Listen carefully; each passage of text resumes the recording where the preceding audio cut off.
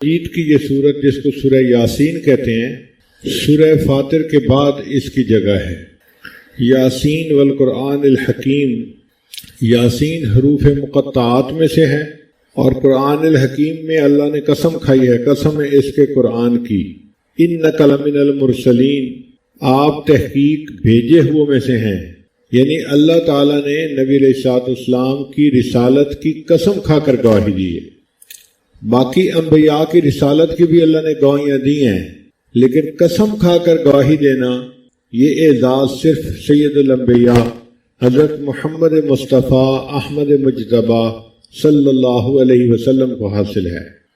علی صراط مستقیم، آپ سیدھی راہ کے اوپر ہیں۔ تنزیل العزیز الرحیم، یہ قرآن اتارا گیا زبردست رحم والے نے، اتارا زبردست رحم والے نے۔ لتنذر قوما ما انذر آباؤہم فہم غافلون، تاکہ تو ڈرائے ایک قوم کو کہ جنہوں نے نہیں ڈر سنا ان کے باپ دادوں نے، فہم غافلون، لہذا وہ بے خبر ہیں۔ عربی زبان کے 29 حروف ہیں، ان کو حروف تہجی کہتے ہیں۔ ان میں اگر الف اور حمزہ اس کو ایک سمجھا جائے تو کل 28 بنتے ہیں، پھر 28 بنتے ہیں۔ ان 28 میں سے 14 حروف حروف مقطعات میں استعمال ہوئے ہیں۔ ان کا علم اللہ تعالیٰ کے پاس ہے، یا اللہ نے اپنے پیارے حبیب صلی اللہ علیہ وسلم کو عطا کیا، یا اپنے پیارے اولیاء میں سے جس کو چاہا عطا کیا۔ چنانچہ امام ربانی حضرت مجد الثانی رحمۃ اللہ علیہ اپنے مکتوب میں لکھتے ہیں کہ اللہ تعالیٰ نے مجھے حروف مقطعات کا علم عطا فرمایا، اور جن دنوں یہ علم مجھے مل رہا تھا پورے سرہند شہر کے اوپر فرشتوں کا پہرا تھا کہ شیطان شہر میں ہی داخل نہ ہو سکے، اتنی حفاظت کے ساتھ ان کو حروف مقطعات کا علم عطا کیا گیا۔ حروف مقطعات کی تھوڑی سی تفصیل آج ہم سمجھ لیں۔ اس کے 3 حصے ہیں۔ پہلا ہے الف سے زال تک، یہ 9 حروف بنتے ہیں، الف با تا سا۔ اگر گنے تو الف سے زال تک کتنے بنتے ہیں؟ 9 حروف بنتے ہیں۔ ان میں الف اور ہا یہ 2 حروف استعمال ہوئے اور باقی 7 حروف کو چھوڑ دیا گیا۔ پھر اس کے درمیان وسط کے حروف ہیں، وہ را سے لے کے غین تک بنتے ہیں۔ یہ کل 10 حروف ہیں۔ را سے لے کے غین تک کتنے حروف ہیں؟ 10 حروف ہیں۔ ان میں سے اللہ تعالیٰ نے ایک حرف کو لے لیا، ایک حرف کو چھوڑ دیا، ایک حرف کو لے لیا، ایک کو چھوڑ دیا۔ مثلا را کو لیا، زا کو چھوڑ دیا، سین کو لیا، شین کو چھوڑ دیا، صاد کو لیا، ضاد کو چھوڑ دیا، تو کو لیا، ضا کو چھوڑ دیا، عین کو لیا اور غین کو چھوڑ دیا۔ یہ جو درمیان کے حروف تھے ان میں ایک کو لے لیا، ایک کو چھوڑ دیا، ایک کو لے لیا، ایک کو چھوڑ دیا، یہ ترتیب ہے۔ تو یہ 5 حروف بن گئے۔ تو 2 پہلے تھے اور 5 یہ کتنے ہو گئے؟ 7۔ پھر اس کے بعد فا سے لے کے یا تک پھر 9 حروف بنتے ہیں۔ ان میں سے 2 حروف کو چھوڑ دیا، فا کو اور واو کو، اور 7 کو لے لیا گیا۔ تو کتنے بن گئے؟ 7 اور 7 14 بن گئے۔ یعنی حروف تہجی کے 3 حصے بنیں گے۔ پہلے 9 حروف کا ایک حصہ بنے گا، اس میں سے اللہ تعالیٰ نے دو حروف کو استعمال فرمایا، 7 کو چھوڑ دیا۔ جو استعمال ہوئے وہ الف اور ہا تھے، اور 7 کو چھوڑ دیا۔ پھر جو آخری حصہ تھا وہ تھا فا سے لے کے یا تک، اس میں اللہ تعالیٰ نے 2 کو چھوڑ دیا اور 7 کو لے لیا۔ جن کو چھوڑا وہ تھے فا اور واو، تو 7 اور 2 9 گئے۔ باقی درمیان کا وسط کا حصہ رہ گیا۔ وسط کے حصے میں 10 حروف بنتے ہیں، را سے لے کے غین تک۔ اب 10 میں سے ایک لیں، ایک چھوڑیں تو کتنے بنتے ہیں؟ 5 بنتے ہیں۔ تو 9 اور 5 14، تو کل 14 حروف حروف مقطعات میں استعمال ہوئے ہیں۔ اب اس میں بھی کوئی نکتہ ہے کہ 14 حروف کیوں استعمال ہوئے؟ وہ اس لیے کہ ان حروف مقطعات نے پوری انسانیت کو لاجواب کر دیا۔ اللہ تعالیٰ نے فرمایا کہ دیکھو جو زبان تم بولتے ہو انہی حروف سے بنی ہوئی زبان میں یہ قرآن میں نے اتارا ہے، تو آدھے حروف سے میں اپنے قرآن میں استعمال کر رہا ہوں اور باقی 14 حروف تمہارے لیے چھوڑ رہا ہوں، تو باقی 14 حروف سے اس کے مقابلے کی کوئی صورت بنا دو یا کوئی کلام بنا کر دکھا دو۔ تو حروف تہجی کتنے ہیں؟ 29 ہیں۔ لیکن ان میں الف اور حمزہ ایک ہیں، تو اس لحاظ سے کتنے ہو گئے؟ 28 ہو گئے۔ ان 28 میں سے کتنے حروف استعمال ہوئے ہیں؟ حروف مقطعات میں 14 حروف استعمال ہوئے۔ اس کی ترتیب کیا ہے؟ 3 حصے بنائے گئے۔ پہلا حصہ ہے الف سے لے کے زال تک، الف سے لے کے زال تک، ان میں سے 2 حروف استعمال ہوئے اور 7 کو چھوڑ دیا گیا۔ دوسرا حصہ ہے آخری فا سے لے کے یا تک، یہ بھی 9 حروف ہیں، ان میں سے 7 کو استعمال کیا اور 2 حروف کو چھوڑ دیا، تو 7 اور 2 9 ہو گئے۔ پھر وسط کا حصہ، درمیان کا حصہ رہ گیا، وہ 10 حروف بنتے ہیں۔ ان 10 حروف میں سے اللہ تعالیٰ نے ایک حرف کو لیا، ایک کو چھوڑا، ایک کو لیا، ایک کو چھوڑا۔ مثلا را کو لیا، زا کو چھوڑ دیا، سین کو لیا، شین کو چھوڑ دیا، صاد کو لیا، ضاد کو چھوڑ دیا، تو کو لیا، ضا کو چھوڑ دیا، عین کو لیا اور غین کو چھوڑ دیا، تو یہ 5 حروف ہو گئے۔ تو کل 14 حروف بنتے ہیں جو قرآن مجید میں استعمال ہوئے ہیں۔ یہیں تک ہمارے لیے فائدہ کافی ہے کہ ہمیں حروف مقطعات کے بارے میں ایک آئیڈیا ہو کہ اللہ تعالیٰ نے قرآن مجید میں کن حروف کو حروف مقطعات میں استعمال کیا ہے۔ لیکن عربی طلباء کے لیے ہمیں تھوڑا سا اور بھی آگے جانے کی ضرورت ہے۔ کلام عرب 3 طرح کا ہوتا ہے، حرف، فعل یا اسم۔ حرف، فعل یا اسم۔ اس میں جو حرف ہے نا، اس میں واو ہوتا ہے جس کو واو عاطفہ کہتے ہیں، عطف کے لیے، فا ہوتا ہے تعقیب کے لیے، حمزہ ہوتا ہے استفہام کے لیے، کاف ہوتا ہے تشبیہ کے لیے، اور با ہوتا ہے الصاق کے لیے۔ پھر کبھی کبھی یہ 2 حروف پر مشتمل ہوتا ہے، جیسے کمن تبعیض کے لیے، او تخییر کے لیے، ام للاستفہام استفہام کے لیے، اور ان شرط کے لیے۔ اور کبھی کبھی یہ 3 حروف ہوتے ہیں، الیہ اور علیہ، جو اسم اور فعل ہے وہ بھی 3 حروف پر ہوتے ہیں، جیسے فعل ہے الا یعلو اور علا یعلو۔ کبھی کبھی اسم اور فعل 4 پر بھی آتے ہیں اور کبھی کبھی 5 حروف پر بھی آتے ہیں، جیسے فجل، سجل اور جردہل، یہ 5 حروف پر مشتمل ہیں۔ اب ان میں قرآن مجید نے کن کن حروف کو کہاں کہاں استعمال کیا، یہ ایک راز ہے۔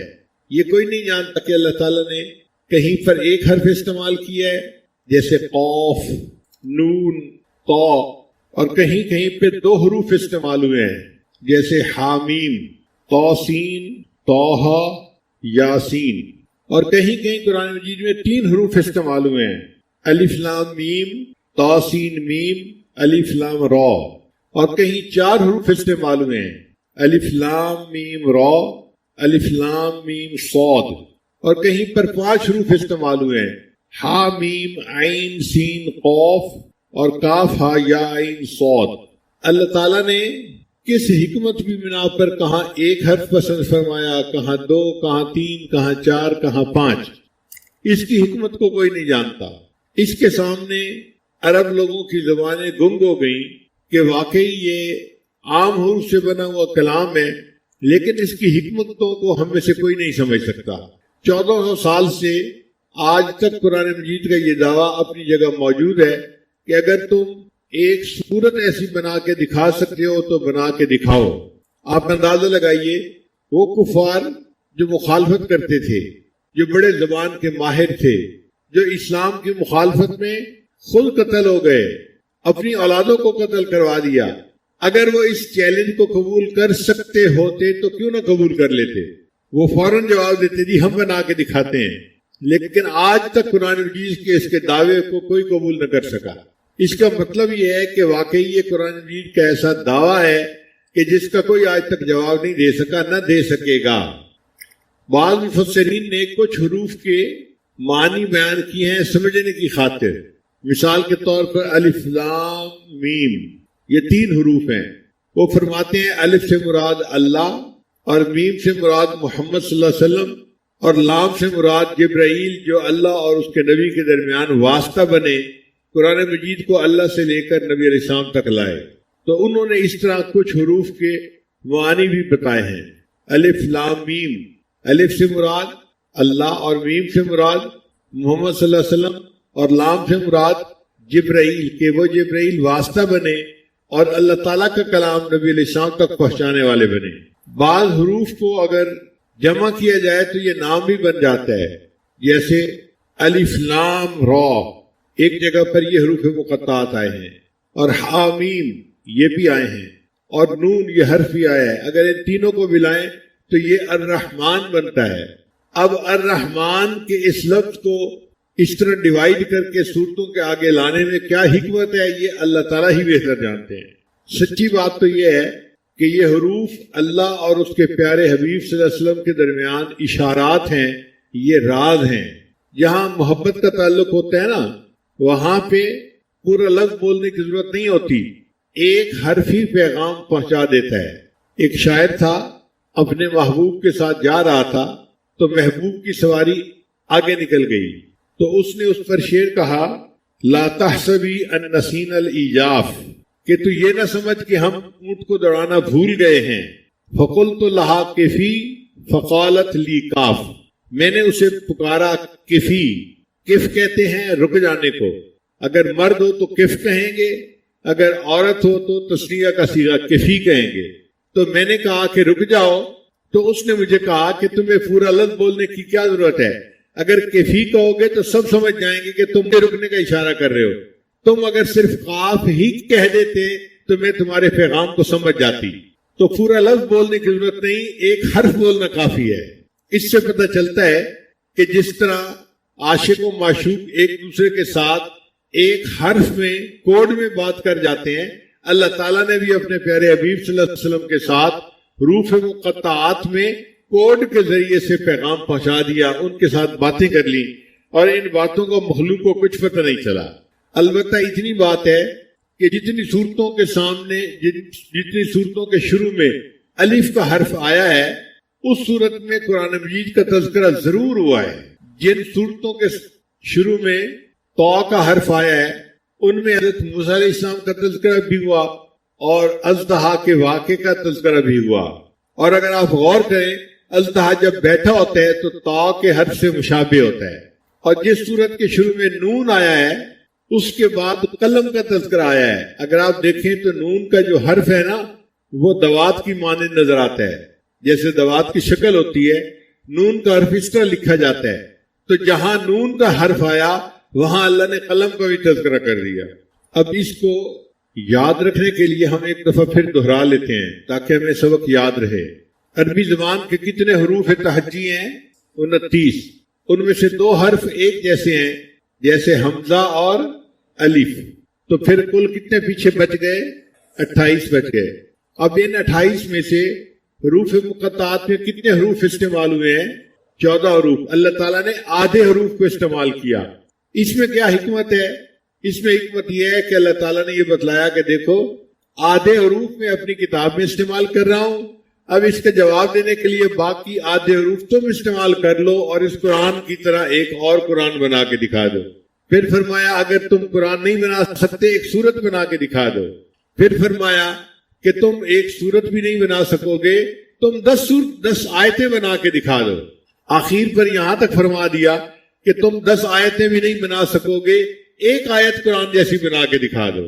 اور عرب جو اپنے آپ کو بڑے ماہر زبان کہتے تھے، وہ قرآن مجید کی آیات جیسی ایک آیت بھی بنا کے پیش نہ کر سکے۔ ان میں سے ایک آدمی نے کوشش بھی کی، مگر اس کی کوشش پر خود عرب لوگ ہنسنے لگ گئے۔ الفیل و مل فیل و ما ادراک مل فیل۔ تو اللہ تعالیٰ کا قرآن واقعی اللہ کا کلام ہے، اور اس کا جواب مخلوق کے لیے دینا ناممکن ہے، کوئی دے ہی نہیں سکتا۔ اور 1 مہینہ 2 مہینہ کی بات نہیں، 1400 سال اس دعوے میں گزر گئے، اور ان 1400 سال میں عربوں میں کتنے زبان دان گزرے، نکتہ دان گزرے، عقل مند لوگ گزرے۔ اگر یہ کام کر سکتے ہوتے تو وہ کر چکے ہوتے اب تک، مگر آج تک کوئی نہ کر سکا۔ یہ قرآن مجید کی حقانیت کی کھلی دلیل ہے۔ اب یہ 14 حروف اللہ تعالیٰ نے کیسے پسند فرمائے؟ تو حروف مقطعات کے 3 حصے ہیں۔ پہلے 9 حروف الف سے لے کے زال تک۔ پہلے 9 حروف کہاں تک ہیں؟ الف سے لے کے زال تک۔ ان میں سے الف اور ہا 2 حروف کو استعمال کیا گیا، 7 حروف کو چھوڑ دیا گیا۔ اور پھر دوسرا حصہ فا سے لے کے یا تک، یہ بھی 9 حروف بنتے ہیں. ان میں 2 حروف کو چھوڑ دیا اور 7 حروف کو استعمال کر لیا گیا. اور درمیان کا حصہ را سے لے کے غین تک، یہ 10 حروف بنتے ہیں. ان میں سے ایک حرف کو لے لیا گیا اور ایک حرف کو چھوڑ دیا گیا. اس طرح 2 حروف 7 حروف 9 ہو گئے اور 5 مل کے 14 حروف ہو گئے. مفسرین نے لکھا ہے کہ یہ حروف مقطعات اللہ اور اس کے پیارے حبیب صلی اللہ علیہ وسلم کے درمیان راز کی باتیں ہیں، مگر کہیں کہیں جو مفہوم سمجھ سکی عقل انہوں نے وہ بھی لکھ دیا ہے. جیسے الف لام میم حروف مقطعات ہیں تو ان کا انہوں نے معنی کیا لیا؟ الف سے مراد اور میم سے مراد محمد صلی اللہ علیہ وسلم اور لام سے مراد، اور جبرائیل واسطہ بنے اللہ اور اس کے محبوب کے درمیان، وہ اللہ کے کلام کو اللہ سے لے کر ان کے پیغمبر اسلام تک پہنچانے کے لیے آئے. تو الف لام میم اس کا یہ مفہوم انہوں نے نکالا. بعض حروف مقطعات کو ملائیں تو پورا لفظ بھی بن جاتا ہے، جیسے الف لام را حامیم اور نون. ان حروف مقطعات کو ملائیں تو الرحمن کا لفظ بنتا ہے. اب اللہ تعالیٰ نے اپنے اسم گرامی الرحمن کو مختلف صورتوں کے آگے کس طرح تقسیم فرمایا، اب اس کی حکمت کو اللہ ہی بہتر جانتا ہے، ہماری عقلیں نہیں اس تک پہنچ سکتی. سب سے بہتر جواب یہی ہے کہ یہ حروف مقطعات اللہ اور اس کے محبوب صلی اللہ علیہ وسلم کے درمیان اشارات ہیں، راز ہیں، میان عاشق و معشوق رمزیز کرامن کاتبی راہم خبر نیز. عاشق اور معشوق کے درمیان کچھ ایسے اشارات ہوتے ہیں کہ وہ آپس میں ایک دوسرے کو پیغام پہنچا جاتے ہیں اور اس کا فرشتوں کو بھی پتہ نہیں چلتا. اس کے لیے ایک شعر ہے کہ شاعر نے اپنی محبوبہ کو روکنے کے لیے کہا کفی، اس نے آگے سے کہا کاف. پورا حرف بولو گے، لفظ بولو گے تو لوگ سمجھ جائیں گے تم کیا کہنا چاہتے ہو. تم نے مجھے پیغام پہنچانا ہے نا، تو صرف ایک حرف بول دو کاف تو میں سمجھ جاؤں گی تم مجھے رکنے کے لیے کہہ رہے ہو. فقلت لہا کفی فقالت لی کاف. اب یاسین کا جو لفظ ہے اس کے بارے میں مفسرین کے کچھ اقوال ہیں. بعض فرماتے ہیں کہ یہ یا انسان کا معنی رکھتا ہے. انسان کی اس میں تصغیر بنائے نا تو انہیں سین بنتی ہے، تو اس میں سے انہیں کو نکال کے اس کی جگہ حرف یا ندا لگا دو تو یاسین لفظ بن جائے گا. تو یہ گویا یا انسان کا لفظ ہے. بعض نے کہا کہ نہیں، یہ اللہ تعالیٰ کے ناموں میں سے ایک نام ہے اور اس کی حقیقت کو اللہ بہتر جانتے ہیں. اسی وجہ سے امام مالک رحمۃ اللہ فرماتے تھے کہ یاسین لفظ نام رکھنا بندے کے لیے جائز نہیں ہے. امام مالک رحمۃ اللہ فرماتے تھے، مگر علماء نے اس میں آسانی کر دی. وہ کہتے ہیں کہ اگر کوئی یاسین نام رکھے تو یاسین اس طرح لفظ نہ لکھے جس طرح قرآن مجید میں لکھا ہوا ہے، بلکہ یا اور الف ساتھ ملائے اور آگے سین لکھ دے. تو قرآن مجید کی آیت ہے سلام علی الیاسین، تو الیاسین کے اوپر پھر یاسین کا لفظ کہنا جائز ہو جائے گا. تو جن لوگوں کے نام یاسین ہیں وہ یاسین جو سورہ یاسین آگے ہے اس طرح نہ لکھیں بلکہ الف کے ساتھ لکھیں تاکہ الیاسین کے وزن پہ ان کا نام بن جائے. حدیث مبارکہ میں سورہ یاسین کے بہت فضائل وارد ہوئے ہیں.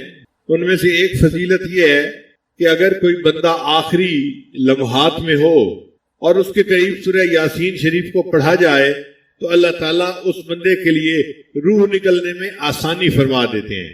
حدیث مبارکہ میں ہے کوئی بندہ اگر رات کے وقت سورہ یاسین کو پڑھے گا اللہ تعالیٰ اس حال میں اٹھائیں گے کہ گناہوں سے اس کی مغفرت ہو چکی ہوگی. اور اگر کوئی بندہ دن میں سورہ یاسین کو شروع میں پڑھ لے گا اللہ تعالیٰ پورے دن کے کاموں میں اس بندے کی مدد فرمائیں گے، آسانی ہو جائے گی. نبی علیہ السلام نے فرمایا لکل شیء قلب وقلب القرآن یاسین، ہر چیز کا ایک دل ہوتا ہے اور قرآن مجید کا دل سورہ یاسین ہے. تو سورہ یاسین کی اہمیت کے لیے اتنا ہی ارشاد کافی ہے کہ یہ قرآن مجید کا دل ہے. ایک حدیث مبارکہ میں یہ بھی ہے کہ اللہ تعالیٰ جنت میں جنتیوں کے سامنے قرآن مجید کی تلاوت فرمائیں گے. تو مفسرین نے لکھا ہے کہ اللہ تعالیٰ سورہ یاسین کی تلاوت فرمائیں گے.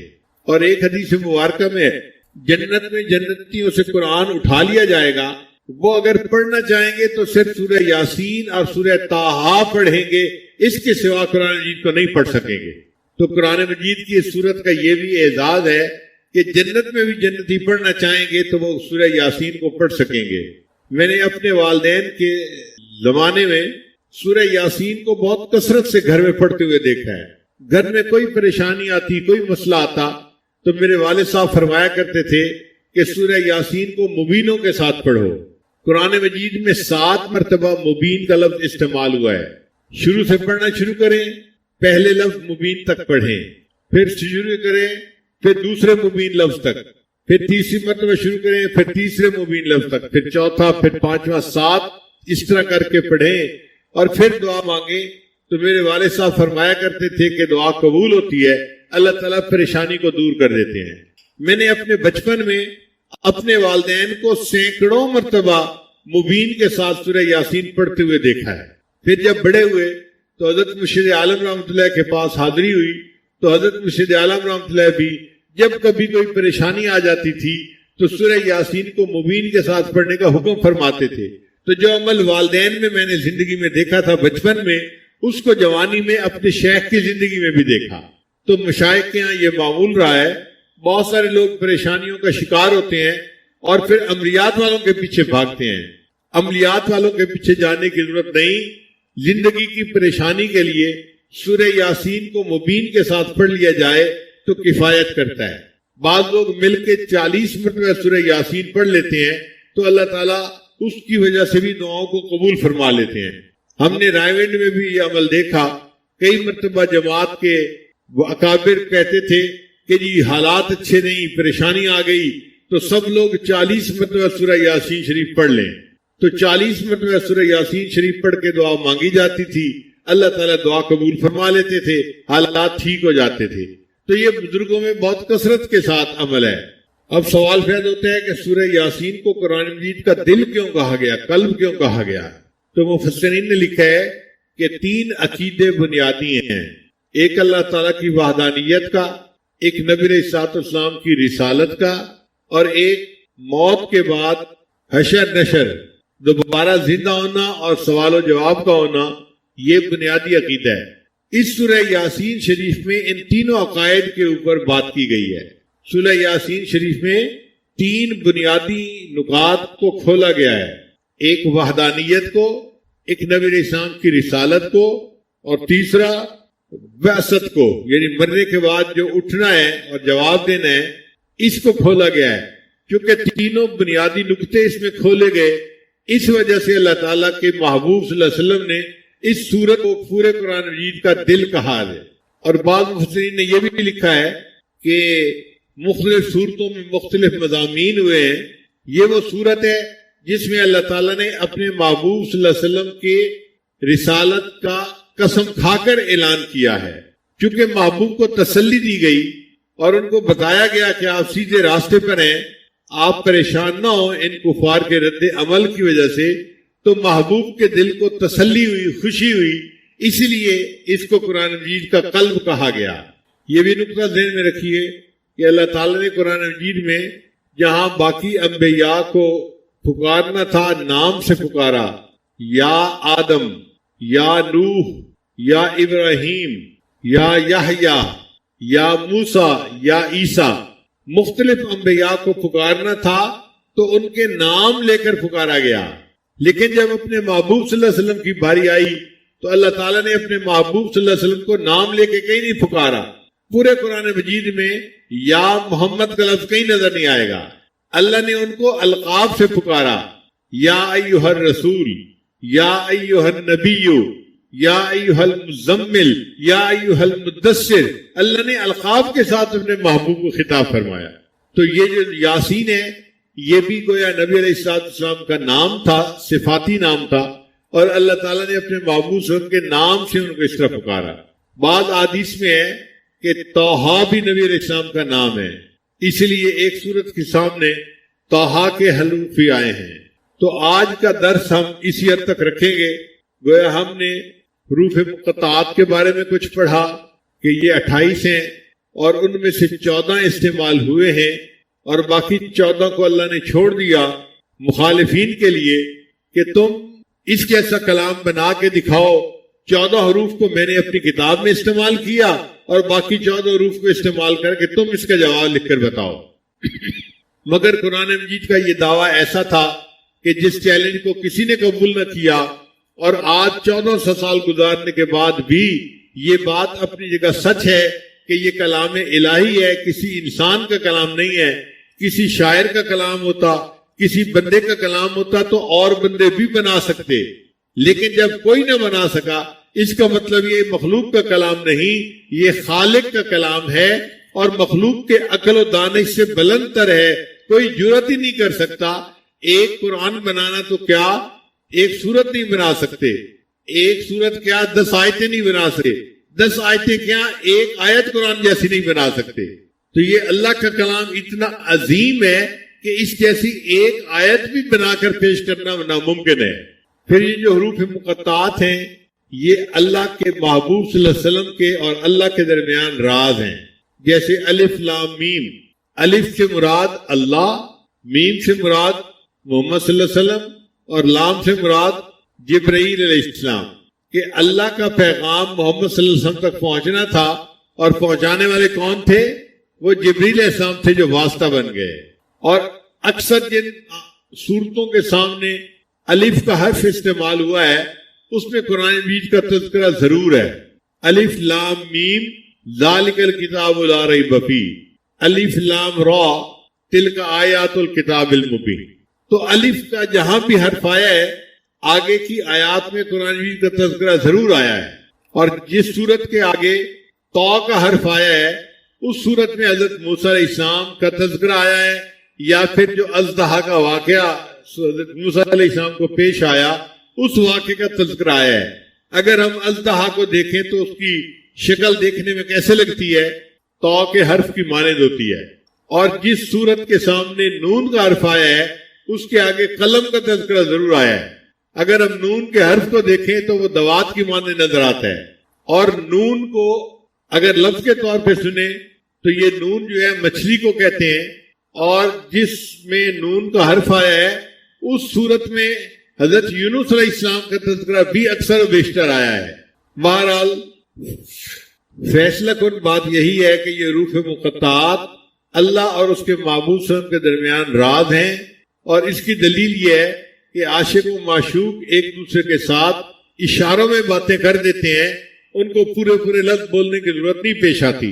میان عاشق و معشوق رمزیست کرامن کاتبین را ہم خبر نیست۔ بعض لوگ کہتے ہیں کہ جی قرآن مجید کو ترجمے کے ساتھ پڑھنا چاہیے، بڑی اچھی بات ہے، واقعی ترجمے کے ساتھ پڑھنا چاہیے، لیکن جو بچے بغیر ترجمے کے پڑھتے ہیں وہ اس کے مخالفت کرتے ہیں، یہ غلط بات ہے۔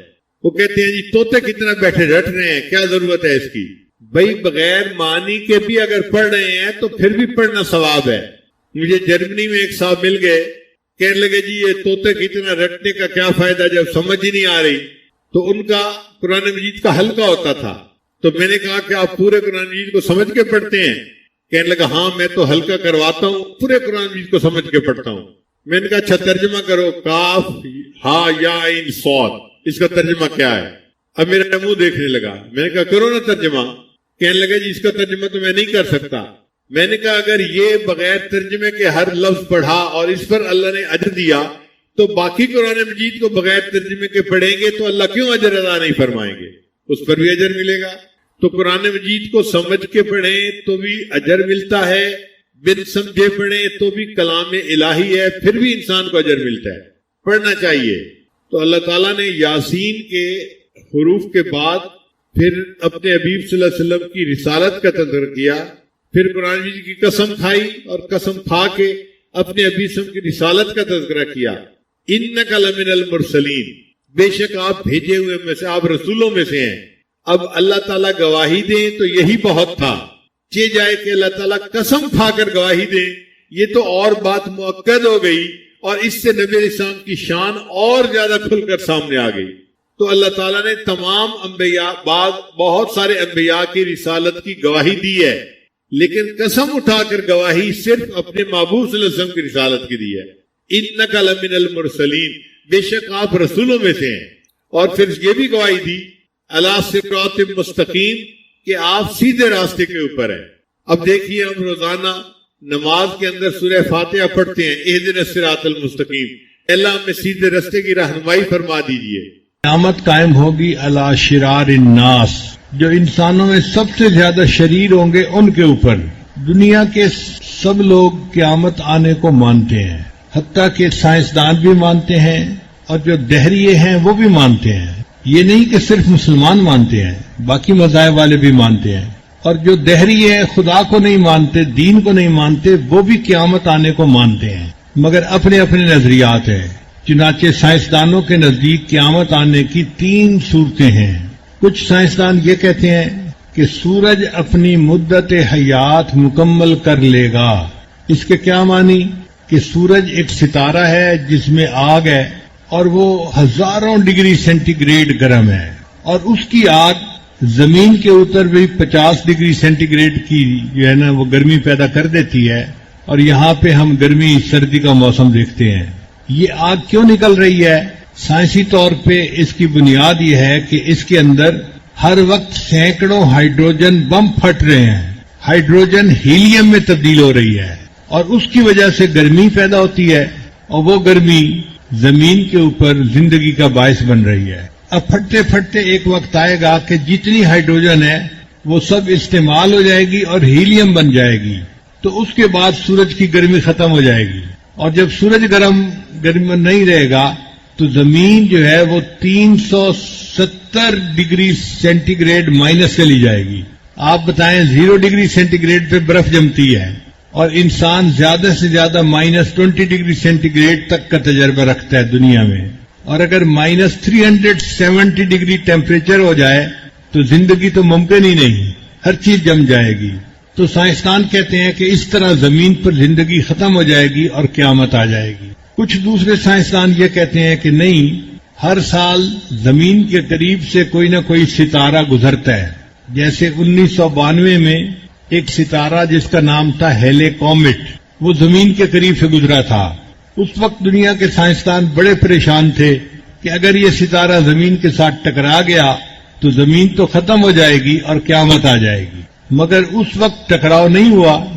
پھر اس نے 1940 کے بعد دوبارہ زمین کے قریب آنا ہے، اور سائنسدانوں کا خیال ہے کہ اس مرتبہ وہ زمین کے اتنا قریب ہوگا کہ زمین اس کے ساتھ ٹکرائے گی اور ختم ہو جائے گی۔ بعض کہتے ہیں کہ نہیں، ستارے سے نہیں ٹکرائے گی بلکہ زمین کسی بلیک ہول کے قریب سے گزرے گی اور پوری کی پوری زمین بلیک ہول کے اندر چلی جائے گی، ختم ہو جائے گی۔ یہ دوسرا نظریہ ہے سائنسدانوں کا، اور ہمارے حساب سے یہ دونوں نظریے غلط ہیں۔ ایک تیسرا نظریہ ہے سائنسدانوں کا جو حقیقت کے زیادہ قریب ہے، وہ نظریہ ہے پھیلتی ہوئی کائنات کا، ایکسپینڈنگ یونیورس۔ اللہ تعالیٰ نے جب اس کائنات کو بنایا تو یہ کائنات ہر وقت پھیلتی چلی جا رہی ہے، بڑھتی چلی جا رہی ہے۔ جیسے غبارہ ہوتا ہے نا، اس میں ہوا جائے تو وہ پھیلتا چلا جاتا ہے۔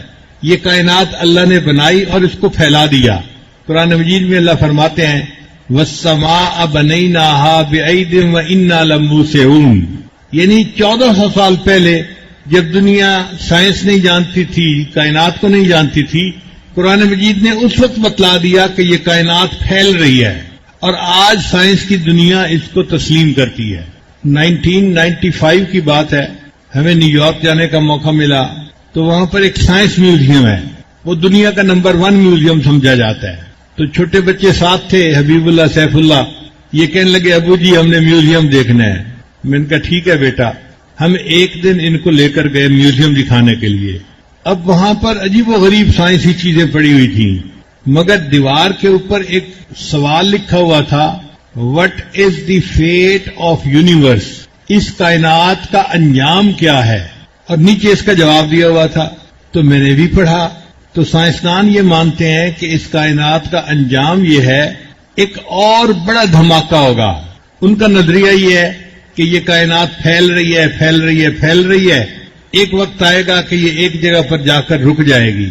پھر جب رک جائے گی تو یہ ساری اپنی مرکز کی طرف چیزیں دوبارہ واپس آئیں گی، جیسے سپرنگ کو کھینچے نا تو واپس آتا ہے، اسی طرح یہ کائنات پھیل رہی ہے، اور پھیلتے پھیلتے بالآخر یہ واپس آئے گی، سمٹے گی، سکڑے گی، اور جب سکڑے گی تو یہ سارے چاند ستارے جو کچھ بھی ہے یہ سینٹر میں آ کے سب ایک دوسرے کے ساتھ دوبارہ پھر جڑ جائیں گے. جب دوبارہ ٹکرائیں گے تو اس کا نام انہوں نے بگ بینگ رکھا ہوا ہے. تو یہ سائنسدان کہتے ہیں کہ کائنات کی ابتدا بھی بگ بینگ سے ہوئی اور کائنات کا اختتام بھی بگ بینگ سے ہوگا. یہ نظریہ کچھ حقیقت کے قریب ہے کہ اللہ تعالیٰ نے کن سے اس کائنات کو پیدا کیا تو کن کا جو حکم تھا وہ سائنسدانوں کی نظر میں بگ بینگ تھا، ایک بڑا دھماکہ تھا. تو کائنات وجود میں آ گئی اور جب قیامت قائم ہوگی تو پھر ایک بڑا دھماکہ ہوگا. اسلام بھی اس کو مانتا ہے، لیکن ہم یہ کہتے ہیں کہ وہ دھماکہ خود بخود نہیں ہو جائے گا، بلکہ ایک فرشتے کو اللہ تعالیٰ سور پھونکنے کا حکم دیں گے اور وہ جب سور پھونکے گا اس سے دھماکہ ہوگا اور قیامت قائم ہو جائے گی. پتہ چلتا ہے کہ دین اسلام کا نظریہ آج بھی حقیقت کے سب سے زیادہ قریب ہے. اس مجمع میں بہت سارے نوجوان ایسے ہیں جو سائنس پڑھے ہوئے ہیں، تو ان کو ذرا بات سمجھنی آسان ہوگی کہ آخر سائنسی اعتبار سے، مادی اعتبار سے قیامت کیسے آئے گی. تو حقیقت سمجھیں، ایک ہوتی ہے ساؤنڈ ویو، اس کے ذریعے سے قیامت قائم ہوگی. عجیب بات ہے کہ 1400 سال پہلے جب دنیا جانتی نہیں تھی کہ ساؤنڈ ویو کے اندر بھی اتنی طاقت ہوتی ہے، اس وقت نبی علیہ السلام نے بتلا دیا کہ قیامت سور پھونکنے سے قائم ہوگی. چنانچہ جو لوگ میوزک چلاتے ہیں نا، یہ بڑے بڑے ڈیک لگاتے ہیں اور بڑے بڑے ڈیک پہ کئی دفعہ ایسی میوزک ہوتی ہے کہ وہ جب بجتی ہے تو لگتا ہے کہ دیواریں بھی لرز رہی ہیں. ایسا کیوں ہوتا ہے؟ سائنسی طور پہ ہر چیز کی ایک نیچرل فریکوینسی ہوتی ہے. جب نیچرل فریکوینسی اس چیز کی فریکوینسی کے ساتھ مل جاتی ہے تو ریزوننس پیدا ہو جاتی ہے، اور وہ ریزوننس جو ہے وہ پھر اس کو بڑھا دیتی ہے. چنانچہ ریزوننس انجینئرنگ کے لوگ پڑھتے ہیں اور اس سے بہت گھبراتے ہیں. ہم نے ٹربائنیں چلتی دیکھی اور ان میں کسی وجہ سے ریزوننس پیدا ہوئی تو پوری کی پوری مشین جو تھی وہ پھٹ گئی، پرزوں کے اندر چلی گئی اور اس کے پرزے سینکڑوں میٹر دور جا کے گرتے ہیں. یہ ریزوننس اتنی عجیب چیز ہوتی ہے. تو حضرت اسرافیل علیہ السلام سور کو پھونکیں گے اور یہ آواز تیز سے تیز تر ہوتی چلی جائے گی. پہلے تو انسان سمجھیں گے کہ صرف آواز ہے، مگر یہ آواز چونکہ نیچرل فریکوینسی کے ساتھ اکٹھی ہو جائے گی اور ریزوننس ایسی ہوگی کہ اس کے بعد زمین تیزی سے چلنا شروع کر دے گی. اب اگر ایک لٹو تیزی کے ساتھ چل رہا ہو تو آپ سوچئے اس کے اوپر کوئی چیز ٹھہر تو نہیں سکتی. زمین جب تیزی کے ساتھ گھومنا شروع کر دے گی تو پھر پہاڑ اس کے اوپر ٹھہر نہیں سکیں گے. پہاڑ روئی کے گالوں کی طرح ہوا میں اڑ جائیں گے اور زمین چپٹی ہو جائے گی اور اس کے اندر کے جو خزانے ہیں وہ زمین باہر نکال دے گی. یومئذ تحدث اخبارہا بان ربک اوحی لہا. اور یہ ایسی ساؤنڈ ویو ہوگی کہ جو پوری یعنی جانداروں کو ہلاک کر دے گی. انسان، حیوان، جو کچھ دنیا میں ہے سب کے سب مر جائیں گے. پھر اللہ تعالیٰ جب تک چاہیں گے وہ اسی مردہ حالت میں رہیں گے. پھر اللہ اپنی قدرت کاملہ سے اس مخلوق کو دوبارہ کھڑا فرمائیں گے. یہ جب دوبارہ کھڑا فرمائیں گے تو پھر اس کے بعد قیامت قائم ہوگی اور لوگوں کو اپنی زندگی کا حساب کتاب دینا پڑے گا. اب اس صورت واقعہ کا ربط کیا ہے؟ اس سے پہلے سورت رحمان تھی اور سورہ رحمان میں اللہ نے جنتیوں کو بھی تذکرہ کیا، جہنمیوں کو بھی تذکرہ کیا. فرمایا متقین علی رفرف خضر و عبقری حسان. یہ سورہ الرحمن کی آیت ہے جنتیوں کے بارے میں. فرمایا وَلِمَنْ خَافَ مَقَامَ رَبِّهِ جنتان. تو ان آیات میں جنت کا تذکرہ ہے اور کچھ آیات میں جہنم کا بھی تذکرہ ہے اور جہنمیوں کا بھی تذکرہ ہے.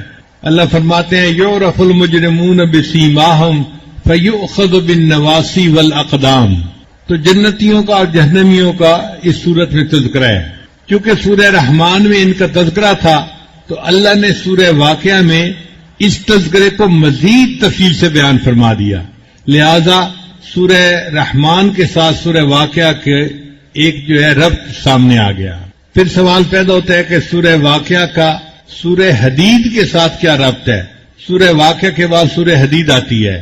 تو مفسرین نے بیان کیا کہ اللہ تعالیٰ نے سورہ واقعہ کے آخر پہ فرمایا فسبح باسم ربک العظیم، کہ اپنے رب کے نام کی تسبیح بیان کیجیے جو عظمت والا رب ہے. تو یہ سورہ واقعہ کا اختتامی فقرہ تھا. اور سورہ حدید کو اللہ نے پھر سبح للہ ما فی السماوات و ما فی الارض اس سے شروع فرما دیا، تو آپس میں دونوں کے مناسبت بھی ہو گئی۔ تو گویا سورہ واقعہ کی اپنے سے پہلے سورت کے ساتھ بھی ربط ہے اور اپنے سے بعد کی سورت کے ساتھ بھی ربط ہے۔ قیامت کے دن کے قرآن مجید میں بہت سارے نام آئے ہیں۔ ایک نام ہے یوم الدین، دین کہتے ہیں بدلے کو، کما تو دین و تدان، جیسا کرنا ویسے بھرنا، as you sow so shall you reap. اللہ رب العزت نے سورہ فاتحہ میں فرمایا مالک یوم الدین، کہ وہ پروردگار جو قیامت کے دن کا مالک ہے۔ بعض قراء نے اس مالک کے لفظ کو ملک یوم الدین بھی پڑھا ہے۔ ملک بادشاہ کو کہتے ہیں کہ اللہ تعالیٰ قیامت کے دن کے بادشاہ ہوں گے، معنی یہ بھی ٹھیک ہے، مگر ہمارے اکابر نے مالک کے لفظ کو پسند کیا۔ ایک تو یہ کہ بادشاہ کا اتنا کنٹرول نہیں ہوتا کسی چیز پہ جتنا مالک کا ہوتا ہے، اور دوسرا ملک کے لفظ میں حروف تھوڑے ہیں تو ثواب کم ہے، اور مالک کے لفظ میں ایک الف زیادہ ہو جاتی ہے لہذا اس کا ثواب زیادہ ہے، تو انہوں نے ملک یوم الدین کی بجائے مالک یوم الدین والی قرات کو زیادہ پسند کیا۔ قرآن مجید میں کئی آیات میں اس دن کا تذکرہ ہے۔ اللہ فرماتے ہیں یسألون ایان یوم الدین، ایک جگہ اللہ فرماتے ہیں ھذا نزلہم یوم الدین، ایک جگہ فرمایا وَإِنَّ عَلَيْكَ اللَّعْنَةَ إِلَى يَوْمِ الدِّينِ، ایک جگہ فرمایا وَكُنَّا نُكَذِّبُ بِيَوْمِ الدِّينِ، ایک جگہ فرمایا یصلونہا یوم الدین۔ ایک اس سورت کا نام ہے یوم الآخر، آخرت کا دن۔ چنانچہ اللہ تعالیٰ فرماتے ہیں وَمِنَ النَّاسِ مَن يَقُولُ آمَنَّا بِاللَّهِ وَبِالْيَوْمِ الْآخِرِ، ایک جگہ فرمایا وَالَّذِينَ يُؤْمِنُونَ بِالْآخِرَةِ يُؤْمِنُونَ بِهِ، ایک جگہ اللہ تعالیٰ فرماتے ہیں انما یعمر مساجد اللہ من آمن باللہ والیوم الآخر۔ ایک اس کا نام ہے یوم القیامہ، اللہ تعالیٰ ارشاد فرماتے ہیں وَيَوْمُ الْقِيَامَةِ يُرَدُّونَ إِلَىٰ أَشَدِّ الْعَذَابِ، ایک جگہ اللہ فرماتے ہیں اللہ لا الہ الا ہو لَيَجْمَعَنَّكُمْ إِلَىٰ يَوْمِ الْقِيَامَةِ، ایک جگہ اللہ تعالیٰ ارشاد فرماتے ہیں قُلْ مَنْ حَرَّمَ زِينَةَ اللَّهِ الَّتِي أَخْرَجَ لِعِبَادِهِ وَالطَّيِّبَاتِ مِنَ الرِّزْقِ قُلْ هُوَ لِلَّذِينَ آمَنُوا فِي الْحَيَاةِ الدُّنْيَا خَالِصَةً يَوْمَ الْقِيَامَةِ، ایک جگہ اللہ تعالیٰ کا فرمان ہے وَنَضَعُ الْمَوَازِينَ الْقِسْطَ لِيَوْمِ الْقِيَامَةِ، ایک جگہ رب کریم فرماتے ہیں إِنَّ رَبَّكَ هُوَ يَفْصِلُ بَيْنَهُمْ يَوْمَ الْقِيَامَةِ۔ اس سورت کا ایک نام ہے الساعة، يَسْأَلُونَكَ عَنِ السَّاعَةِ أَيَّانَ مُرْسَاهَا، اللہ تعالیٰ فرماتے ہیں وَإِنَّ السَّاعَةَ لَآتِيَةٌ فَاصْفَحِ الصَّفْحَ الْجَمِيلَ، ایک جگہ اللہ تعالیٰ فرماتے ہیں وَمَا أَمْرُ السَّاعَةِ إِلَّا كَلَمْحِ الْبَصَرِ، ایک جگہ اللہ فرماتے ہیں إِنَّ اللَّهَ عِندَهُ عِلْمُ السَّاعَةِ، اور ایک جگہ اللہ تعالیٰ فرماتے ہیں إِلَيْهِ يُرَدُّ عِلْمُ السَّاعَةِ۔ ایک اس کا نام ہے قاریہ، القاریۃ وما القاریہ وما أَدْرَاكَ مَا الْقَارِيَةُ، اور اس قیامت کے دن کا ایک نام ہے واقعہ۔ چنانچہ اللہ تعالیٰ فرماتے ہیں اذا وقعت الواقعہ، جب واقع ہوئی واقع ہونے والی، لیس لوقعتها کاذبہ، اس کے واقع ہونے میں کوئی جھوٹ نہیں، خافضۃ الرافعہ، وہ پست کرنے والی اور بلند کرنے والی ہوگی۔ یعنی قیامت جو ہے اس کے اندر دو خوبیاں ہوں گی، وہ پست بھی کرے گی لوگوں کو اور بلند بھی کرے گی۔ جو کافر ہوں گے، مشرکین ہوں گے، گناہگار ہوں گے، ان کو وہ پست کرے گی اور اسفل سافلین میں ان کو جہنم کے اندر ڈلوائے گی، اور جو ایمان والے اور نیک لوگ ہوں گے ان کو بلند کرے گی اور وہ اعلیٰ علیین میں جنت میں جائیں گے۔ تو جو نیک ہیں ان کو عزتیں ملیں گی اور جو مجرم ہیں ان کو قیامت کے دن ذلت ملے گی۔ تو اس لیے قیامت پست کرنے والے بھی ہوگی اور بلند کرنے والی بھی ہوگی۔ اور سچی بات تو یہ ہے کہ انسان کی آخرت کا فیصلہ قیامت کے دن ہوگا۔ اس دن ہر انسان کے اعمال کو کھولا جائے گا۔ اگر اللہ کی رحمت ہو گئی تو وہ بندہ جنت میں جانے والا ہوگا، اور اگر اللہ رب العزت نے اس کا حساب لیا تو وہ بالآخر بندہ پکڑا جائے گا اور جہنم میں جائے گا۔ اس لیے قیامت کے دن سے ہر مومن کو ڈرنا چاہیے، دل میں خوف ہونا چاہیے کہ معلوم نہیں قیامت کے دن ہمارے ساتھ کیا ہوگا۔ اس لیے ام المومنین سیدہ صدیقہ رضی اللہ تعالی عنہا، جو امت کی ماں ہیں، نبی علیہ السلام کی محبوبہ ہیں اور جن کو نبی علیہ الصلوۃ والسلام سے اتنی دعائیں ملی، اتنی محبت ملی، اتنا پیار ملا، وہ بھی قیامت کے دن سے ڈرتی تھی. ایک مرتبہ پوری رات یہ آیت پڑھتی رہی، وَبَدَا لَهُم مِّنَ اللَّهِ مَا لَمْ يَكُونُوا يَحْتَسِبُونَ، اور ان کو قیامت کے دن ایک ایسا معاملہ پیش آئے گا جس کی وہ توقع ہی نہیں رکھتے تھے. وہ تو سوچتے تھے کہ ہم تو نیک ہیں اور قیامت کے دن بڑی عزتیں ہوں گی اور بڑی قیامت کے دن ہمیں جو ہے وہ پروٹوکول ملے گا اور ہم شان سے جنت میں جائیں گے، اور وہ جانتے ہی نہیں تھے کہ قیامت کے دن اللہ ان کے گناہوں پہ ان کو دھر لیں گے. اب اس آیت کو پڑھ کے وہ پوری رات روتی رہتی تھی. اللہ تعالیٰ ہمیں بھی قیامت کے دن کا خوف عطا فرمائے تاکہ اس دن کا خوف ہمیں نیکی کے اوپر جما دے اور گناہوں سے بچا دے. تو 3 آیتیں تھیں جن کا ترجمہ آج ہم نے پڑھا. اذا وقعت الواقعہ، جب واقع ہوئی واقع ہونے والی، لیس لوقعتها کاذبہ، اس کے واقع ہونے میں کوئی جھوٹ نہیں. خافضۃ الرافعہ، وہ پست کرنے والی اور بلند کرنے والی ہوگی. اللہ تعالیٰ نے قیامت کے دن کے جو ہے نا تصور کو بڑا کھول کے بیان کیا کہ کفار یہ نہ سمجھیں کہ بس یہ دنیا کی زندگی ہے، پھر ہم اگر مر گئے تو ہمیں کون زندہ کرے گا اور کوئی آخرت نہیں اور کوئی قیامت نہیں آئے گی. اللہ نے فرمایا کہ یہ سچی بات ہے، تم اسے جھٹلا نہیں سکتے، یہ واقع ہو کے رہے گی اور بالآخر تمہیں ایک دن اپنے رب کے سامنے کھڑا ہونا پڑے گا. یوم یقوم الناس لرب العالمین، قیامت کے دن بندے اپنے رب کے سامنے کھڑے ہوں گے. تو ایک دن آئے گا کہ ہمیں اپنے رب کے سامنے کھڑا ہونا پڑے گا اور اپنی پوری زندگی کا حساب دینا پڑے گا.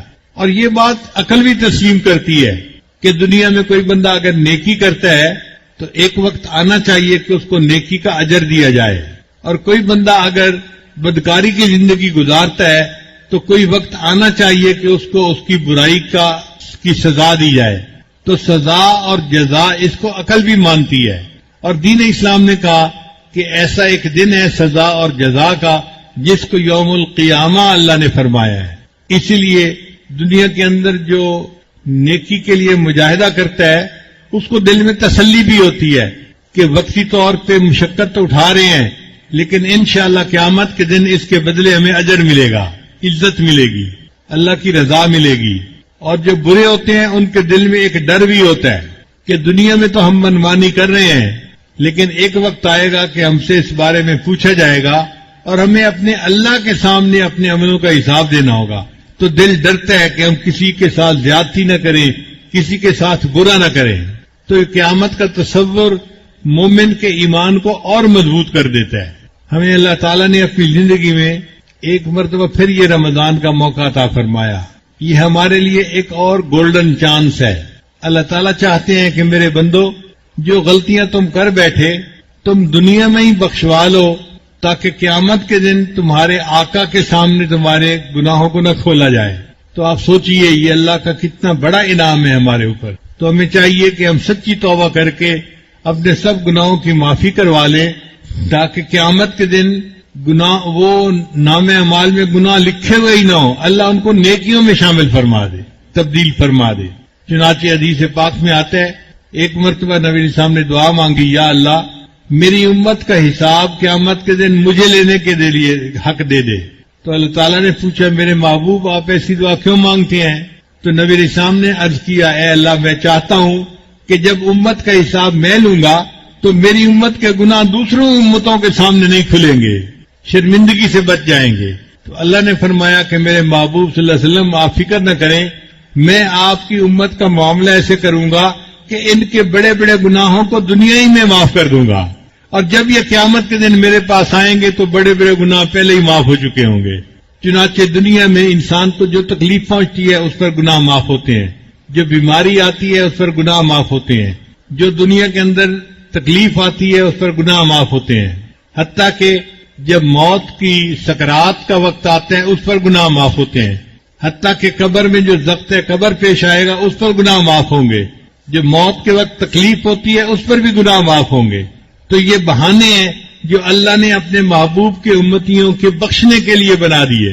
اور اگر کچھ لوگ ہوں گے کہ جن کے گناہ بچ بھی جائیں گے تو اللہ قیامت کے دن بہانے سے ان کے گناہ معاف کر دیں گے. چنانچہ حدیث پاک میں آتا ہے قیامت کے دن اللہ تعالیٰ ایک بندے کو کھڑا فرمائیں گے اور اس کے گرد نور کی چادر کا پردہ ڈال دیں گے، لوگ اس کو نہیں دیکھ سکیں گے. پھر اللہ اس بندے کو کہیں گے تیرا یہ گناہ، یہ گناہ، یہ گناہ، اور وہ بندہ مانے گا ہاں میرا یہ گناہ، یہ گناہ، سارے گناہ اس کو گنوائیں گے. وہ بندہ اپنے سارے گناہوں کو دیکھ کے گھبرا جائے گا اور یہ سمجھے گا کہ آج تو شاید میں جہنم سے نہیں بچ سکوں گا. پھر آخر پر اللہ فرمائیں گے میرے بندے تو نے گناہ تو کیے، تو مجھ سے معافیاں بھی مانگتا تھا، چل میں نے تیرے اس توبہ کو قبول کر لیا اور تیرے گناہوں کو میں نے نیکیوں میں تبدیل کر دیا. اللہ اس کے گناہوں کو نیکیوں میں بدل دیں گے اور پھر وہ نور کا پردہ ہٹائیں گے تو ساری مخلوق دیکھے گی کہ اس بندے کے نام اعمال میں کوئی گناہ بھی درج نہیں ہوگا. تو لوگ سمجھیں گے کہ یہ انبیاء میں سے کوئی نبی ہیں جنہوں نے معصوم زندگی گزاری اور ان کے نام اعمال میں کوئی گناہ لکھا ہوا ہی نہیں، حالانکہ وہ تو نبی علیہ السلام کا ایک گناہگار امتی ہوگا. مگر محبوب صلی اللہ علیہ وسلم کی جو ہے دعا کے صدقے اللہ تعالیٰ اس کے گناہوں کو معاف کرنے کی یہ صورت نکال لیں گے. ہم بھی یہی دعا کرتے ہیں کہ اے اللہ ہم آپ کے گناہگار بندے ہیں، آپ ہم پر رحمت کی نظر فرما دیجئے، ہمارے سب گناہوں کو معاف فرما دیجئے اور قیامت کے ان کی ذلت سے اللہ ہمیں محفوظ فرما دیجئے. کتنی عجیب بات ہے، ہم سے تو دو بندوں کے سامنے کی ذلت برداشت نہیں ہوتی، قیامت کے دن تو ساری مخلوق کے سامنے کی ذلت ہوگی. قیامت کے دن تو انبیاء بھی دیکھیں گے، اولیاء بھی دیکھیں گے، اور شاگرد کے عمل استاد دیکھیں گے اور استاد کے عمل شاگرد دیکھیں گے. آپ سوچئے آج اگر کسی ماں کو کہہ دیا جائے کہ میری بندی بتا، یا تو ہم تیری زندگی کے سارے حالات تیری اولاد کے سامنے کھولتے ہیں یا پھر تو خود ہی جہنم میں چلی جا، تو میرا تو خیال ہے کہ وہ عورت رو کے یہی کہے گی کہ یا اللہ میری زندگی کی تفصیل میری اولاد کے سامنے نہ کھول دینا، مجھے رسوا نہ کر دینا، میں خود ہی جہنم میں چلی جاتی ہوں. تو آج گناہوں سے معافی مانگنا آسان ہے. اللہ تعالی ہم پر رحمت کی نظر فرمائے اور ہمیں اللہ تعالیٰ قیامت دن کی ذلت اور رسوائی سے محفوظ فرمائے اور اس دن ہمیں اپنے محبوب صلی اللہ علیہ وسلم کے سامنے عزت کا وقت نصیب فرمائے. چنانچہ نبی علیہ السلام نے ایک حدیث میں ارشاد فرمایا، اے میرے امتیو لا تسودوا وجہی یوم القیامہ، تم قیامت کے دن میرے چہرے کو سیاہ نہ کرنا. چہرے سیاہ کا کیا مطلب کہ جب بندہ کسی